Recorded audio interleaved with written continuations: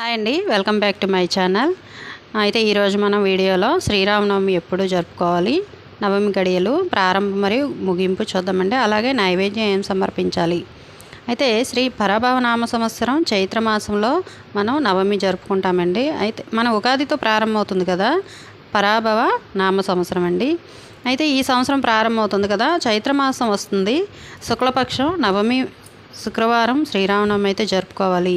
అయితే శ్రీరాముల వారు పునర్వసు నక్షత్రంలో జన్మించారు. అయితే ఆ రోజునే మనం సీతారామ కళ్యాణం కూడా జరుపుకుంటామండి. అయితే ముహూర్తం చూద్దాం. ఇప్పుడు మార్చి 2026 సంవత్సరం 26వ తేదీన మధ్యాహ్నం 2:46 నుండి నవమి గడియలు అయితే ప్రారంభమవుతున్నాయి. 26వ తేదీ అండి. 27వ తేదీ మధ్యాహ్నం 12:35 వరకు కూడా నవమి తిథి అయితే ఉంది.